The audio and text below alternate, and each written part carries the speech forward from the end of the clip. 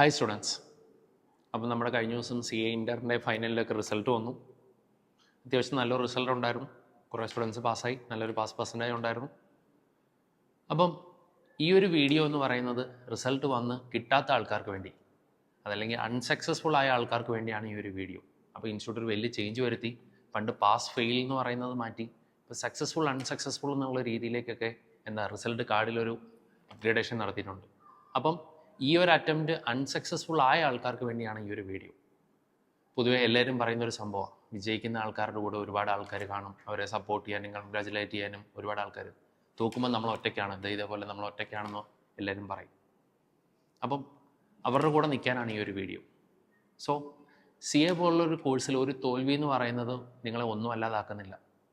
Because CAയുടെ ഒരു റിയാലിറ്റിയാണ്. പൊതുവേ ഈ ഒരു ചലഞ്ച് എന്ന് പറയുന്നത്, ഇതൊരു ഫസ്റ്റ് അറ്റംപ്റ്റ് കംപ്ലീറ്റ് ചെയ്യുക എന്ന് പറയുന്നതാണ് ഈ ഒരു കോഴ്സിൻ്റെ ഒരു ടഫ് ആക്കുന്നത്, ചലഞ്ചിങ് ആക്കുന്നത്.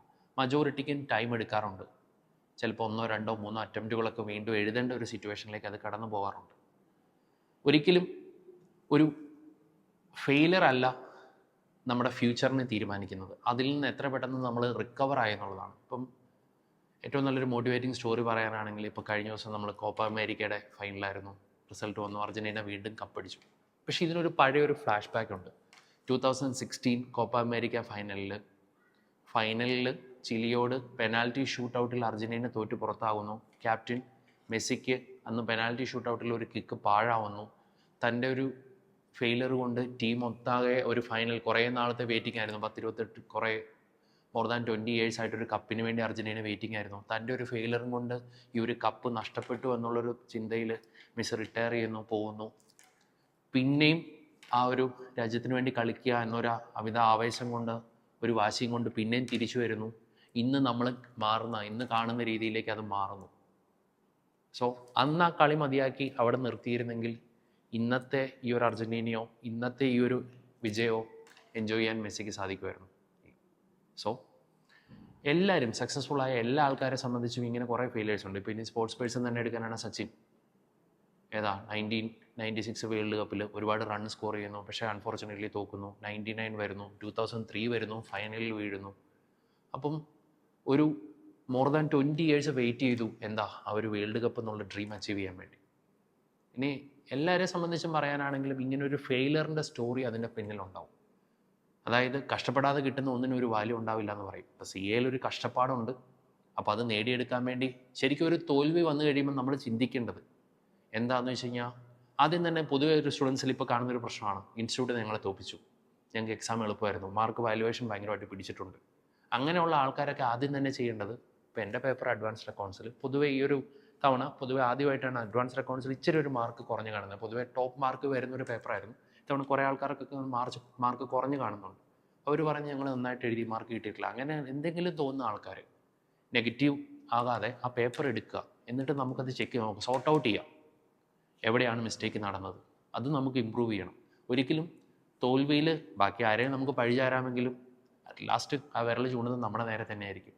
അത് തിരുത്തി വീണ്ടും വാശിയോടെ തിരിച്ചു വരാൻ, ഓരോ ഫെയിലറും നമുക്ക് കൂടുതൽ ശക്തിയോടെ തിരിച്ചു വരാനുള്ളൊരു ഓപ്പർച്യൂണിറ്റിയാണ് തരുന്നത്.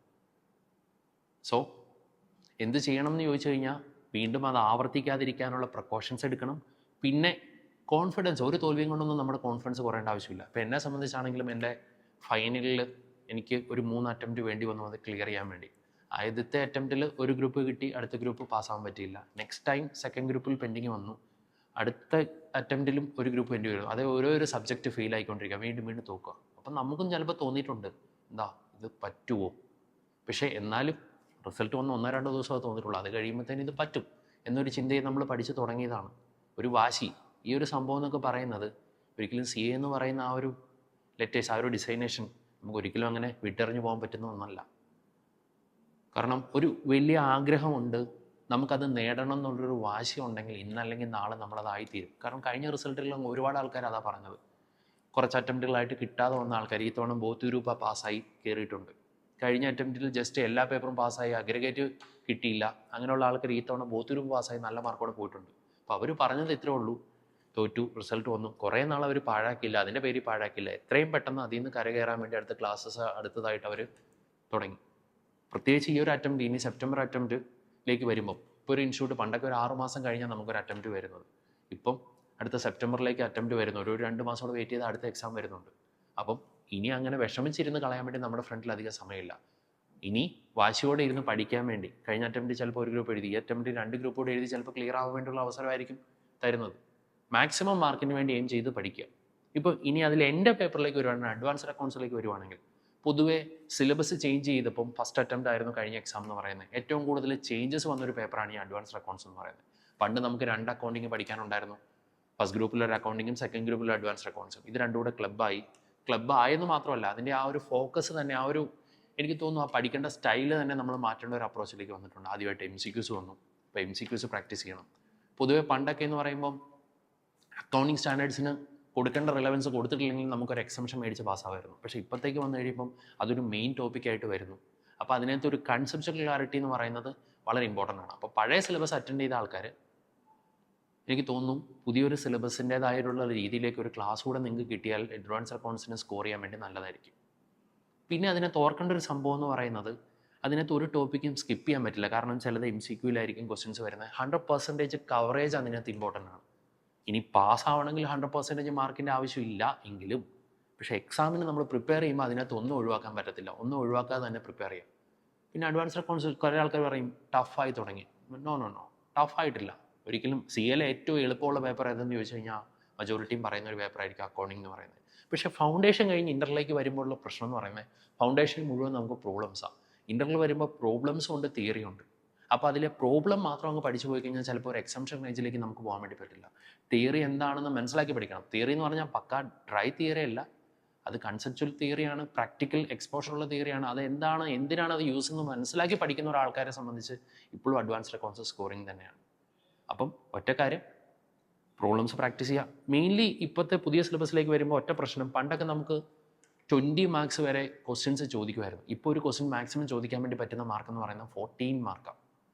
പക്ഷേ ചിലപ്പോൾ പണ്ട് 20 മാർക്കിന് ചോദിച്ച പ്രോബ്ലം തന്നെ ഇപ്പോൾ ഈ ഒരു അറ്റംപ്റ്റ് ചിലപ്പോൾ 14 മാർക്കിൻ്റെ ക്വസ്റ്റ്യൻസ് ആയിട്ട് ചിലപ്പം മാറാം. അപ്പം എനിക്ക് തോന്നുന്നു പുതിയ സിലബസിൽ നിങ്ങളെ പണ്ട് തൊട്ടേ അക്കൗണ്ട്സിൻ്റെ ഒരു പ്രശ്നം എക്സാം പാടാവുന്നതല്ല, ടൈം ലെങ്തി ആവുന്നതാണ്. എന്ന് പറഞ്ഞാൽ എഴുതി തീർക്കാൻ പറ്റാത്തതാണ്. ചിലർ 60 മാർക്കിനായിരിക്കും ചിലർ അറ്റൻഡ് ചെയ്യുന്നത്, ചിലർ 70 മാർക്കിനായിരിക്കും അറ്റൻഡ് ചെയ്യുന്നത്. അപ്പം എനിക്ക് തോന്നുന്നു പുതിയ സിലബസിലേക്ക് വരുമ്പോൾ അത് കുറച്ചുകൂടി ഒരു പ്രശ്നമായിട്ട് വരുവാണ്. ആ ഒരു ടൈം മാനേജ്മെൻറ്റാണ് നമ്മളെ സംബന്ധിച്ച് ആദ്യം തന്നെ റെഡിയാക്കേണ്ടത്. ഈ ഒരു പേപ്പറിൻ്റെ കണ്ടൻറ്റ് എന്നതിനേക്കാൾ ഉപരി മാക്സിമം എഴുതാൻ വേണ്ടി പറ്റുക. ഒരു 90 എബോവ് തന്നെ അറ്റൻഡ് ചെയ്യാവുന്ന രീതിയിലേക്ക് റൈറ്റിംഗ് സ്പീഡ് എന്ന് പറഞ്ഞാൽ, എഴുതാൻ ഒരു പരിധി വിട്ട് നമുക്ക് സ്പീഡ് കൂട്ടാൻ വേണ്ടി പറ്റത്തില്ല. പ്രോബ്ലം ചെയ്യാൻ, വരയ്ക്കാൻ, ഞാൻ പറയും ഇൻ്റർ ലെവലിലൊന്നും നിങ്ങൾ വരയ്ക്കേണ്ട, ആ ഓരോ ഓർഡറിൽ നിങ്ങൾ പ്രസൻറ്റ് ചെയ്താൽ മതി. കാരണം പ്രസൻറ്റേഷനേക്കാളും കൂടുതൽ അതിനകത്ത് കണ്ടൻറ് ഉണ്ടായിരിക്കുക, മാർക്ക് ഉണ്ടായിരിക്കുക എന്നുള്ളതാണ്. ഒരു അത്യാവശ്യം ഒരു അലൈൻമെൻ്റ് ഒക്കെ ഉള്ള ഒരു സ്റ്റുഡൻസ് ആണ് നിങ്ങൾ ജേണലിൽ അടിച്ചിട്ടൊന്നും വരച്ച് നിങ്ങൾ സമയം കളയേണ്ട ആവശ്യമില്ല, എഴുതുക. ദെൻ പിന്നെ എങ്ങനെയെന്ന് ചോദിച്ചു കഴിഞ്ഞാൽ, കാൽക്കുലേഷനിലൊക്കെ നമുക്കൊരു സ്പീഡ് വേണം ചെയ്യാൻ. ഒരുപാട് ആലോചിച്ചിരുന്നാനുള്ള സമയം നമുക്ക് എക്സാമിൽ കിട്ടുന്നില്ല. അപ്പോൾ അതിനുവേണ്ടി നല്ല കൺസെപ്ച്വൽ ക്ലാരിറ്റി വേണം. പിന്നെ എക്സാംസ് ചെയ്ത് അതിനകത്തൊരു പ്രാക്ടീസ് വേണം. പിന്നെ പൊതുവേ അക്കൗണ്ടിങ്ങിൽ ഒരു റിസൾട്ടിൽ ബാധിക്കുന്ന ഒരു ഘടകം എന്ന് പറയുന്നത്, ഇതൊരു ഫസ്റ്റ് പേപ്പറാണ്, ഫസ്റ്റ് എക്സാം. കുറേ ആൾക്കാരുടെ ലൈഫിൽ ആദ്യമായിട്ട് എഴുതുന്ന 100 മാർക്കിന് എഴുതുന്ന ഒരു കോമ്പറ്റേറ്റീവ് എക്സാമാണ് CA ഇൻ്ററിലെ അഡ്വാൻസ്ഡ് അക്കൗണ്ട്സ് എന്ന് പറയുന്നത്. ഒരിക്കലും അത് ചെയ്യാൻ പാടില്ല. Minimum 1-2 model exams, mock exams എഴുതിയിട്ട് നിങ്ങൾ മെയിൻ എക്സാമിന് പ്രിപ്പയർ ചെയ്യാവുള്ളൂ. ഇല്ലെങ്കിൽ അതിൻ്റെ എല്ലാവിധ പ്രശ്നങ്ങളും അതിൻ്റെ ഫസ്റ്റ് പേപ്പറിൽ അഡ്വാൻസ്ഡ് അക്കൗണ്ട്സിൽ ബാധിക്കും. ടൈമിൻ്റെ പ്രശ്നം വരും, ക്വസ്റ്റ്യൻ സെലക്ഷൻ, ചിലർ പറയുന്ന ഒരു ക്വസ്റ്റ്യൻ എടുത്തു അതും വെച്ചുകൊണ്ടിരുന്ന സമയം തീർത്തു. അപ്പം എക്സാമിന് ശ്രദ്ധിക്കേണ്ടത് ടൈം മാനേജ്മെൻറ്റ് വളരെ ഇമ്പോർട്ടൻ്റ് ആണ്. ക്വസ്റ്റ്യൻ സെലക്ഷൻസ് വളരെ ഇമ്പോർട്ടൻ്റ് ആണ്. ഇതൊക്കെ കിട്ടണമെങ്കിൽ എന്ത് ചെയ്യണമെന്ന് ചോദിച്ചു കഴിഞ്ഞാൽ വേറെ ഒന്നുമല്ല, കുറേ എക്സാംസ് എഴുതി പ്രാക്ടീസ് ചെയ്യാം.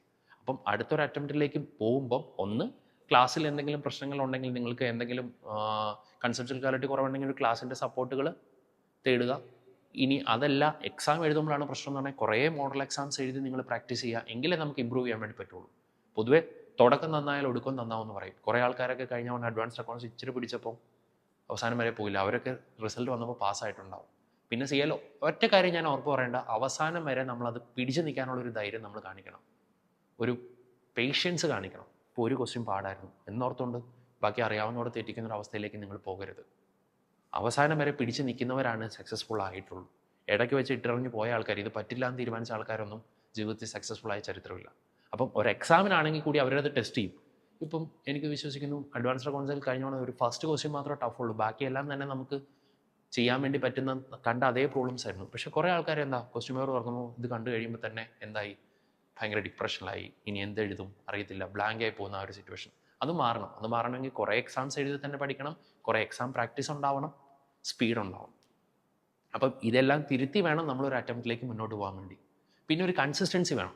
കൺസിസ്റ്റൻസി എന്ന് പറഞ്ഞാൽ ചിലർ പഠിക്കുന്ന കാര്യത്തിൽ ഒരു ദിവസം ചിലപ്പോൾ ഈ വീഡിയോ ഒക്കെ കാണുമ്പോൾ മോട്ടിവേറ്റ് ആയിട്ട് ഒരു ദിവസം അങ്ങ് പഠിക്കും, പിന്നെ ഒരാഴ്ചയോ വീണ്ടും തദൈവ. അങ്ങനെയല്ല, ഇനിയുള്ള ലിമിറ്റഡ് ഡേയ്സിൽ മാക്സിമം യൂട്ടിലൈസ് ചെയ്ത് പഠിച്ച് തീർക്കുന്ന രീതിയിൽ, ഒന്നും ടോപ്പിക്കും സ്കിപ്പ് ചെയ്യാതെ തന്നെ ഫുള്ള് പഠിച്ച് തീർക്കുന്ന രീതിയിലേക്ക് നിങ്ങളുടെ പ്രിപ്പറേഷൻസ് എത്തിക്കണം.